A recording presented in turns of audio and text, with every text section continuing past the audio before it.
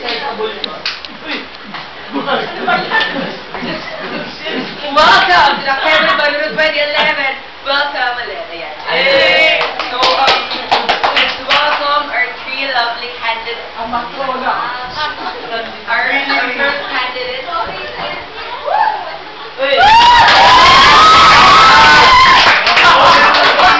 Nakakatumpa ka, Joy. Joy. Introduce yourself. Model at Champurado.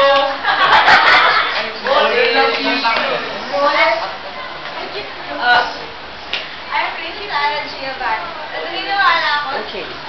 Later. Sarah G.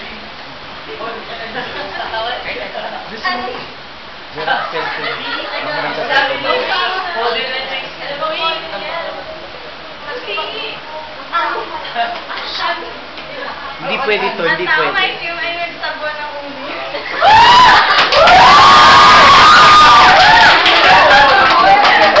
I will tell my critic. Okay. Contestant number 2.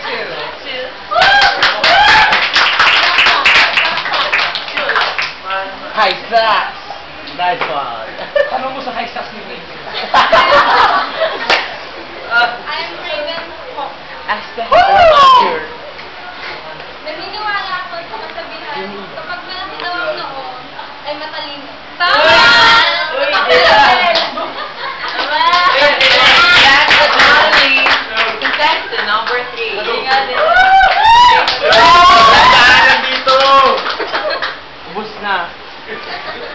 Ako si Camille Villones. Ewan mo At pa, Mara. pangit man sa inyong paningin, ganun din ang team. I like her. So let's move on. The question and answer portion. Let's welcome Ms. Yanise Mauricio. I don't know, Mara. Okay, my question will be in Tagalog. I know that all of you understand that, right? Mara. Okay, let me relate. Ang paggamit ng mga yamang likas ay hindi dapat nakabatay sa paniniwala na ang sistema ng ecological ay matatas at ang likas sa yaman ay hindi maaaring maiba. Anumang paraan ang pagkonsumo sapagkat ang yamang likas ay napapalitan. Paano nyo may tuturing na likas kaya ang paggamit ng yamang likas? Number 1. That's not my bet. I know.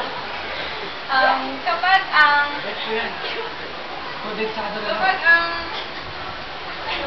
I like that song. biological diversity at ang ecological function ay napapanatili sa paggamit ng likas na pinagkukunang yaman. Thank you. I don't like it. Contestant number 2. That's your bet, right? Para sa akin, No. iisa lang ang sagot ko dyan. Ang bilang ng mga iba't ibang uri ng hayop at halaman ay hindi mababawasan at ang buhay nito ay tumatagal. Contestant number 3. Okay. Siyempre, lahat naman ng pangangailangan nating mga tao ay nakukuha sa mga likas na yaman. Kagaya ng mga upuan na inuupuan nyo ngayon, galing yan sa likas na yaman. Kagaya ng mga pulseras mo, galing yan sa likas na yaman. At mamaya, kakain tayo, galing yon sa likas na yaman. Maraming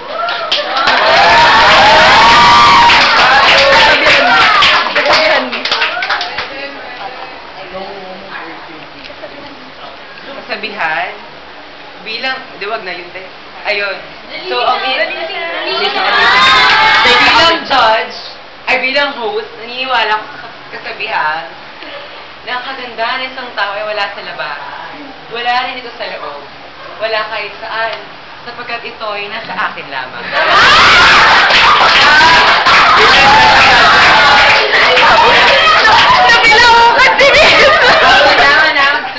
Uy, wala. Ano mo sasabi ng mga judges natin? Maganda yung pagkakatip na ng mukha. May mga testado. Ano na yun? Pakilabas ka rito. Gatas na lang ang kulang. Kita nyo ba? Tuyo na lang, ulan na. Pagkain na. Ikaw first number 2 lang. Okay din siya, kesa sa iba. Hindi, joke lang. Sige rin, ikaw na. Hello?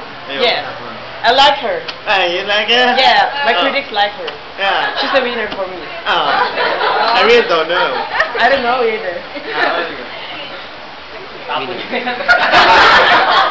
And the winner is Wait lang. And the winner is... contestant number 1.